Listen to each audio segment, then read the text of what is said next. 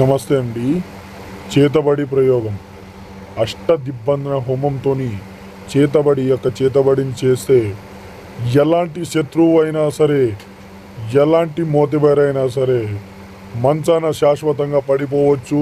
అదేవిధంగా వాళ్ళని భూమి మీద లేకుండా కూడా చేయడం జరుగుతుంది. మీరు ఎవరితోనైనా ఇబ్బంది పడుతున్నారా?